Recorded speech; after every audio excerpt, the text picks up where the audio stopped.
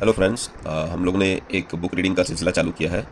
जहाँ पिछले वीडियो में हमने पढ़ा था about the introduction of the millennium, जो एडिशन दिया था, जो पीटर लिंच की बुक है one up on Wall street.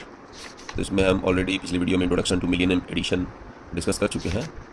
यहाँ पे हम लोग जो बुक की जो समरी है, जो मैंने मतलब इसको पढ़ के इसको नोट किया है, उसके रनिंग नोट्स बना है, वही मैं आप लोगों के साथ साझा कर रहा हूँ। तो उसी रिगार्डिंग में we will start today from this prologue a note from Ireland. तो इसमें पीटर लिंच साहब बोल रहे हैं कि बता रहे हैं कि भैया अक्टूबर 16 से 20 1987 का वो दिन है जब पीटर लिंच भैया गए थे वेकेशन पे, जो अपने आप में बहुत बड़ी बात है। तो ज़्यादातर वो जो है 100 माइल्स इधर उधर डिटूर कर लेते हैं सेल इन्वेंट्री अर्निंग वगैरह जानने के लिए, अगर उस वक्त में 250 मील तक भी कोई इस तरह की चीज़ों का नामगंध नहीं था। तो ये जहाँ गए थे इधर उधर घूमने के लिए, तो ब्लार्नी कैसल में ब्लार्नी स्टोन किस किया और ये इधर उधर की कहानी बताई इन्होंने। तो गोल्फ खेला और क्लिनिंग कोर्स की कहानी कि भाई हम ये किए वो किए, होटल में ड्राइव किए, ये सब। पर यह सब जब वेकेशन वो कर रहे थे तो उनको कुछ अंदर ही अंदर सता रहा था। तो थर्सडे को जब वो आयरलैंड को निकले थे तब डाउ जोन्स 48 पॉइंट गिरा था, और जब वो फ्राइडे को पहुँचे आयरलैंड तो 108 पॉइंट और गिर गया। तो फिर इनको लगा भाई वेकेशन करने आ गए, गलती आ गई क्या। तो जब ब्लार्नी स्टोन में ये घूम रहे थे, पर यहाँ पे तो इनको टेंशन और भी था। गोल्फ खेलते खेलते बात कर रहे थे फ़ोन पे कि भैया क्या बेचें क्या खरीदें। तो ये सारी चीज़ जब क्लार्नी स्टोन और ये सब क्लार्नी जो भी मतलब कहाँ घूमने गए थे, तो वहाँ 508 पॉइंट और लुढ़क गया। तो ये वो याद करते हैं उस समय को कि वो सब फिजिकल जो भी एक्सर्शन था वेकेशन का, वो बात अलग है, पर एक दिन में ही 1 मिलियन शेयर होल्डर का उनका अपना पोर्टफोलियो से 18% गिर गया। तो पैनिक विड्रॉल चालू हो गया। अब रिडम्पशन सब मार रहे हैं, दे धका धक। तब उसमें क्या बेचे क्या खरीदें, कैश कहाँ से लाए। इनको लग रहा था भैया क्या दुनिया का अंत हो गया, ये क्या हो गया, इकोनॉमी डिप्रेशन में आ गई, तो समझ नहीं पा रहे थे। तो इन्होंने यहाँ पे इस पेज में यही बताया कि इन्होंने माना है कि इन्वेस्टर को अप्स एंड डाउन्स इग्नोर करना चाहिए। तो इनके जो फॉर्चुनेटली ये हुआ था कि इनके 3% ही इन्वेस्टर ने रिडम्पशन मारा था, और ज़्यादातर मतलब for money market fund he bonds के लिए, बाकी लोग 97% रह गए थे इनके साथ ही। तो यहाँ पे मेन जो इसका क्रक्स है, जो सार है इतनी कहानी बताने का, वो यही है कि जब आप डेस्परेशन में बेचते हैं तो सस्ता बेचते हैं। अगर आपको पैनिक करना है तो जल्दी करें, वरना करें ही मत। तो बाकी ये सब बता रहे हैं कि ज़्यादा हाई फाई बातें हैं कि don't let nuisance run ruin a good portfolio, don't let nuisance ruin a good vacation and never travel abroad when you are light on cash। तो आगे बता रहे हैं कि कैसे आइडेंटिफाई करेंगे हम सुपीरियर कंपनीज, तो वो आगे बताएंगे, ठीक है। तो अब इसी छोटे वीडियो में हम ये वाला चैप्टर भी जो इंट्रोडक्शन है उनका कि एडवांटेज ऑफ डम मनी, वो भी हम लेंगे। इसमें ये बताते हैं कि भैया ये जो पेज है इसमें कि रूल नंबर 1 है कि आप जो है प्रोफेशनल्स की सुनना बंद करें, क्योंकि अपना 3% भी दिमाग लगाकर स्टॉक मार्केट के एक्सपर्ट के बराबर स्टॉक पिक कर सकते हैं आप। क्योंकि ये इन्वेस्टिंग के धंधे में स्मार्ट मनी इतना स्मार्ट नहीं है और डम मनी इतना डम नहीं है, इनका कहना है। फिर लिंच भाई साहब ये कहते हैं कि डम मनी आपको तभी डम बनाता है जब वह स्मार्ट मनी की सुनने लगता है। जैसे आप मान लीजिए बसंत महेश्वरी की सुन लें या और किसी की सुन लें और अपना दिमाग ना लगाएं, ब्लाइंड फॉलो करें, तो फिर आप जो है डम बन सकते हैं। तो ये चीज़ देखा भी हमने कई बार। हम मतलब कौन क्या ले रहा है, किस दाम पे ले रहा है, वो नहीं देखते, हम ब्लाइंडली फॉलो करते हैं। तो आज के डेट में से स्मॉल केस में क्या है नहीं है, तो वो कब एंट्री मारा कब एग्जिट मारा, मगर हम लोग सोचते हैं कि मिल जाए। तो म्यूचुअल फंड के बहुत अच्छा आविष्कार है उन लोगों के लिए जिनके पास न समय है और न इच्छा कि अपनी खोपड़ी स्टॉक मार्केट में चलाएं, और उनके लिए भी जिनको थोड़े से पैसे में ही डाइवर्सिफाइड का सुख चाहिए। तो इस पेज में वो यही कह रहे हैं। तो अपना मतलब कि वही सारी बता रहे हैं। बाकी एक और बात कह रहे हैं कि आपको मतलब कि कौन जैसे पीटर लिंच या कोई फलनवा टिकनवा क्या खरीद रहा है, इस बात को आपको इग्नोर कर देना चाहिए, क्योंकि उसका 3 कारण बता रहे हैं कि वो गलत हो सकता है। भगवान तो नहीं है, अगर वो सही भी है तो उसका कब दिमाग फिरेगा और वो बेच के निकल जाएगा, आप बैठे रह जाओगे। फिर आपके पास बेहतर रिसोर्स है आपके चारों ओर, अगर आप आधा आँख भी खोल कर देख रहे हैं तो आपको दिख जाएगा कि आप शॉपिंग कर रहे हो, क्रेडिट कार्ड यूज़ करते हो, चीज़ मंगा रहे हो, तो उसमें तो आप फंडामेंटल एनालिसिस तो कर ही रहे हो चीज़ों का। तो बहुत सारी चीज़ों के बारे में आपको ऑलरेडी नॉलेज है। तो फिर आप उतना ज़्यादा मान लीजिए प्रोफेशनल के ऊपर में डिपेंडेंट ना हुए और ब्लाइंड फॉलो तो नहीं करें। ये सारी चीज़ कह रहे हैं इस पेज में। फिर हम लोग प्रोसीड करते हैं इस पर कि ये बता रहे हैं कि अगर इस तरह से वो किए होते तो वो ग्रेजुएट स्कूल में इन्होंने कैसे की, तो वो पैसे निकाल लिए, तो जो 5 बैगर 10 बैगर बनाए उनसे उनकी फंडिंग हुई। तो कहते हैं उनके स्टॉक्स में कुछ स्टॉक्स ही अपने आप ताबड़तोड़ बढ़कर स्क्यू कर दिया उनका पोर्टफोलियो। ऐसे तो 1400 स्टॉक थे उनके पोर्टफोलियो में, मतलब उनका खुद का नहीं, मतलब फंड वाला जो ये चला रहे हैं उसमें। तो आपको मतलब अंडरस्टैंडिंग रखनी पड़ेगी कि ये छोड़ देते हैं। और दूसरी ये बता रहे हैं कि ये जो कंपाउंडिंग या मल्टी बैगर वाले जो है वो बनता है, इफेक्ट इसका वीक स्टॉक मार्केट में आता है। सबसे बेस्ट रिजल्ट आपको कमजोर स्टॉक मार्केट में मिलेगा, 10 बैगर यही मिलता है आपको। तो एक आध भी अगर मल्टी बैगर होगा पोर्टफोलियो में तो नेट रिटर्न बहुत अच्छा हो जाता है पोर्टफोलियो का, ये बात कह रहे हैं इस पैराग्राफ में। और जैसे स्टॉप एंड शॉप का एक एग्जांपल दिया उन्होंने, तो उसको आगे बताया भी है कि अगर मान लीजिए ये वाले देख के कि भाई ऐसा नहीं है कि 10 बैगर जो है सिर्फ खाली पेनी स्टॉक वगैरह में ही होता है, उठपटांग जो है उसी में बनते हैं, जैसे ब्रेनो फीडबैक या कॉस्मिक R&D जो उठपटांग नाम है, ऐसा ज़रूरी नहीं है। आपका जो इस तरह का जो कंपनी होती है जैसे Dunkin Donut, Walmart, toys, stop and shop, Subaru, ये सारी चीज़ें भी जो उस वक्त में चल रही थी अमेरिका में, तो उसको भी अगर आप मान लीजिए नोट करते हैं तो भी मतलब आपको बहुत सारे मल्टीबैगर आपको आसानी से नोट किए जा सकते थे। अब उस समय का कंटेक्स्ट में बता रहे हैं। तो स्ट्रेटजी ये पोर्टफोलियो मतलब वो बता रहे हैं कि जिसमें कि Bethlehem Steel, Coca Cola, General Motor, WR Grace, Kellogg's cornflakes वाला, और MFS, Hanover, Merck, Owens, Corning, Phelps, Dodge, Schlumberger, तो ये सारी चीज़ें कब खरीदे कब बेचे, परसेंटेज चेंज किया हुआ, तो नेट 162% आपका है। पर अगर एक स्टॉप एंड स्टॉप उसमें ऐड हो गया मल्टी बैगर, तो आप देखिए आपका नेट 900% है। तो इस तरह से मतलब समझाने की कोशिश कर रहे हैं कि तो आपको मतलब कि इस तरह से अगर आप मान लें अच्छा खासा पैसा लगा दें तो आप मेंशन ले आएंगे, जगुआर आ जाएगी, सब कुछ आ जाएगा आपका। तो इसी तरह की चीज़ें वो मतलब बता रहे हैं कि आगे भी कि डंकिन डोनट जैसे 6 बैगर सिंपल डोनट काम करने वाला है, ये अपना गैप जो है मतलब कितने दिन में 6 बैगर बना, मतलब कि आपका कुछ सालों में 1 year, 2 year, 3 year, 4 year, 6 year, ऐसे मतलब इतना ही फ्रेमवर्क लिया है। गैप जीन्स वाला है, ये आपका ला क्विंटा मोटर इंची होटल वाला है। फिर ये अपना सर्विस कॉर्पोरेशन इंटरनेशनल जो एक तरह से मल्टीबैगर बना, वो फ्यूनरल सर्विसेज कराता था। एप्पल कंप्यूटर तो आपको जानते ही हैं, क्योंकि आपका मतलब बच्चे लोग ही आपके जो अपने ग्रेड्स इंप्रूव करने के लिए कॉलेज जाने के लिए आपको जब ले रहे थे। अब हमारे समय में भी हम लोग देखिए जैसे जब लैपटॉप या कंप्यूटर ले रहे थे तो वहाँ पे हम लोग ये ध्यान तो देते थे कि भैया काउंटर स्ट्राइक खेलना है तो एनवीडिया का ग्राफिक्स कार्ड होना चाहिए, ये होना चाहिए, होना चाहिए। मगर हम लोग फिर भी स्टॉक मार्केट के ध्यान से नहीं दिए कि भाई एनवीडिया जब ग्राफिक्स और आगे ग्राफिक्स का इतना इंपॉर्टेंट होगा तो एनवीडिया एक बहुत इंपॉर्टेंट कंपनी भर के आ सकती है। तो हम कहीं ना कहीं उस चीज़ को ऑब्जर्व तो कर रहे थे, पर जान भी रहे थे कि हाँ अच्छी चीज़ कौन है, पर फिर भी हम उसका मतलब पोटेंशियल नहीं जांच पाए। तो ये चीज़ है कि पावर ऑफ कॉमन नॉलेज बता रहे हैं कि कैसे कर सकते हैं। कि एक स्टोरी बताता है, फायरमैन ऑफ न्यू इंग्लैंड की कहानी बता रहे हैं यहाँ पे, कि उसने एक लोकल टेम्प ब्रांड्स कुछ देखा कंपनी, उसका नाम था टेम्पैक्स, कि वो बहुत ज़्यादा जल्दी से एक्सपेंड हो रही है। तो लोकल फायरमैन ने आपका जो है देखा कि इतना एक्सपेंड हो रही है, तो उसने उसमें $2000 लगा दिया। अब बाकी भी मतलब अनदर $2000 लगा दिया उसने अगला 5 साल के लिए। तो वहाँ पे वो मिलीनियर बन गया फायरमैन, और उसको लिए मतलब कि सोचने की जरूरत ही नहीं पड़ी। मगर क्या डिफरेंट किया, फायरमैन ने खुद का स्टॉक रखा, अगर दूसरे की सुनता तो ब्लू चिप या हॉट इलेक्ट्रॉनिक स्टॉक ले लेता। तो उस तरह की जो चीज़ बता रहा है कि एडवांटेज ऑफ डम मनी भी है, कि डम मनी जो है वो मतलब अगर थोड़ा सोचे तो अपना सोचे तो हो जाएगा। हाई लेवल सोफिस्टिकेटेड काम वाला कंपनी जरूरी नहीं कि वही बेटर होगा। तो वो बता रहे हैं पीटर लिंच कि ज़्यादातर बिग विनर उन्होंने एक्स्ट्रा करिकुलर सिचुएशन में ही स्पॉट किए हैं, जैसे टैको बेल, ये तो हम भी जानते हैं कि जो बुरिटो बनाता है, बरीटो या बरीटो जो भी है, ला क्विंटा मोटर इन, ये हॉलीडे इन टाइप का जो है, या वोल्वो, या एप्पल कंप्यूटर, ये सर्विस कॉर्पोरेशन इंटरनेशनल, और डंकिन डोनट्स की बात तो कर दी, ये पायर वन इम्पोर्ट्स। तो ये कुल मिला के बात कर रहे हैं। और एक और जो है इंटरेस्टिंग कहानी बताई उन्होंने लेग्स की। ये एग्स के शेप में जो डब्बे में मतलब प्लास्टिक बैग में एक लेगिंग्स की कहानी है, कि मतलब एक इसकी वाइफ जो है उसका नाम कैरोलिन, तो वो कॉमन नॉलेज की एक बात बताता है कि कंज्यूमर प्रोडक्ट का एक ये था कि फिडेलिटी मैगलन जब ये लिए भी नहीं थे सिक्योरिटी एनालिस्ट के तौर पे, कि टेक्सटाइल बिजनेस को वो ट्रैवल करते थे और उसका प्रॉफिट मार्जिन प्राइसिंग वगैरह देखते थे। मगर कोई भी इस तरह का जो इन्फॉर्मेशन है जो आपको स्क्रीनर या इस तरह में दिखता है, वो ज़्यादा इंपॉर्टेंट या कारगर नहीं था जितना कि फर्स्ट हैंड एक्सपीरियंस उसका वाइफ कैरोलिन का था।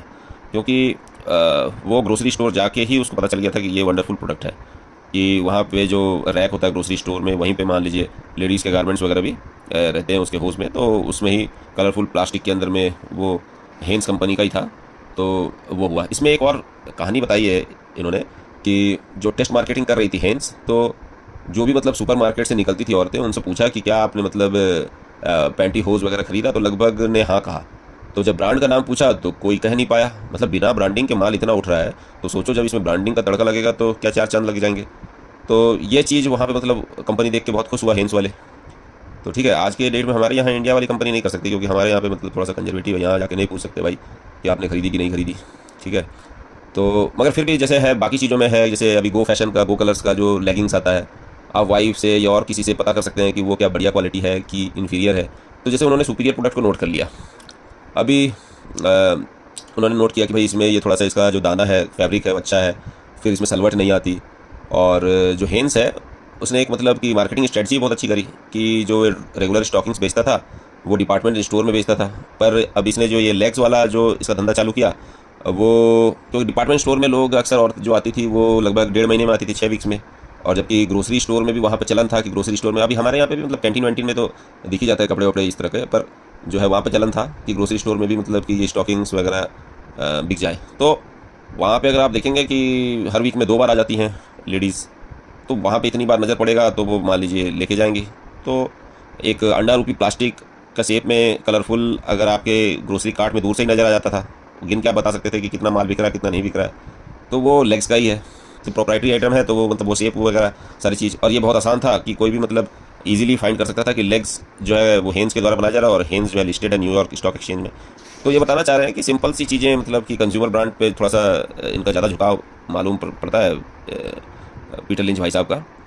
तो ये एक और चीज़ यहाँ पे बताते हैं कि लेग्स की जो वो थी कि वो नेशन वाइड बन गया, और तब भी आप अगर उसमें इन्वेस्ट करते तो आप ट्रिपल तो कर ही लेते अपना पैसा। तो आपको ज़्यादातर जो है वाइफ भी मतलब कंज्यूमर को ओरिएंटेड बहुत अच्छा फीडबैक दे सकती है, पर हम लोग कथित रूप से जो हस्बैंड है इन्वेस्टर है डेजिग्नेटेड, वो हम लोग ज़्यादातर बिजी रहते हैं सोलर एनर्जी स्टॉक खरीदने में, वारी एनर्जी या अदानी ग्रीन या और यही सब चीज़ खरीदने में। तो थोड़ा सा हम लोग को भी मतलब सेटेलाइट डिस कंपनी या इस तरह की। तो इस पर एक कहानी बताइए बहुत मज़ेदार थोड़ी सी, हैरी हाउंड्सटूथ की। तो ये हैरी हाउंड्सटूथ जो एक नाम चेंज कर दिया उन्होंने, पीटर लिंच ने, इसका दोस्त था, उसकी कहानी बता रहा है कि भैया $250 का एक सब्सक्राइब किया था न्यूज़लेटर, उसमें जो चीज़ आती थी तो उसमें जो आता था जर्नल वगैरह में, उसमें ये सब रिकमेंडेशन आया कि भैया विंचेस्टर डिस्क ड्राइव खरीद लो, ये छोटा है पर मतलब कि बहुत जिद्दी है, करेगा बहुत ताबड़तोड़ करेगा।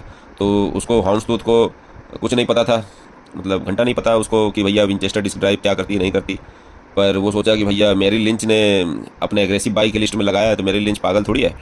तो वो सोचा कि भैया $3000 हम जो बहुत मेहनत से कमाए हैं उसको विंचेस्टर में लगा देते हैं, बहुत तगड़ा काम हो जाएगा, और हमने रिसर्च भी बहुत अच्छा कर लिया। तो हाउंड्सटूथ की वाइफ हेनरीटा को बोला कि उसको तो मान लो हेनरीटा को समझता है कुछ नहीं आता, कि वो शॉपिंग मॉल से आई थी, तो वो बोली कि भैया हम तो आए हैं देख के आए एक बहुत बढ़िया वुमेन का अपैरल स्टोर है द लिमिटेड, वहाँ पे तो भीड़ों में धक्म धक बहुत ज़्यादा कस्टमर हैं, और वहाँ का सेल्स पीपल भी बड़ा फ्रेंडली है, और बार्गेनिंग में मिल रही है। मैं तो जेनिफर उसकी बेटी या कुछ होगी कि उसका पूरा जो है सर्दी का सामान ले आई, और वो भी सिर्फ $275 में। तो वो जो हाउंड्सटूथ है वो बोल रहा है भैया तुम $275 फूंकाई, यहाँ देखो तुम जहाँ उड़ा रही हो, हम सोच रहे हैं कि कैसे पैसा बनाए। विंचेस्टर डिस्क ड्राइव है हमारी जो है जवाब, आपको मालूम नहीं है ये तगड़ी चीज़ है, हम इसमें $3000 डाल रहे हैं। तो उसकी वाइफ बोली हेनरीटा कि भैया तुम ही को मालूम हो, इस बार कम से कम उम्मीद करती हो कि तुम क्या कर रहे हो तुमको मालूम है। तो जानते हो ना हवा लाइट फोटो सेल जो तुमने लिया था वो भी बहुत श्योर थिंग थी कि हाँ भैया बनाएगी, तो उसमें भी हमने $1500 का फटका लिया था। हाँ, तो ये हाउंड्सटूथ भैया कह रहे हैं कि अरे वो हवा लाइट था, ये विंचेस्टर है, कोई मजाक है, हवा लाइट मेरिल लिंच थोड़ी लिया था, विंचेस्टर है, ये है वो है, ये सारी चीज़ कहानी बता रहा है। तो $275 अगर हाउंड्सटूथ लगा दिया होता तो फिर आपके अपनी बेटी के जो भी है मान लीजिए सेमेस्टर ट्यूशन फीस दिया जाता, पर चचा ने लगाया नहीं, और विंचेस्टर में हो गया उसको घाटा, बहुत ज़्यादा घाटा हो गया, आधा अधूरा हो गया समझ लो। और जब तक वो देखें तो 400 स्टोर द लिमिटेड के खुल चुके थे जो उनकी वाइफ ने बताए। तो बाद में जब उसको 1987 में पता चला 508 पॉइंट का जब निकल के आया कि हाउंस, तो पता चला कि द लिमिटेड भी अब उसकी ब्रोकरेज फर्म की बाई लिस्ट में है। तो अपनी बीवी को बोलती है लो जी लो, जिसे ढूंढा गली गली डैश डैश डैश, कि ये देखो तुम्हारा स्टोर जो तुम जाती थी ना, देखो वो भी पब्लिक कंपनी है, हम उस स्टॉक को ख़रीद सकते हैं। तो बोले अब हम इसमें है $2000 लगाएंगे। तो उसकी वाइफ बोलती है अभी भी तुम्हारे पास है $2000?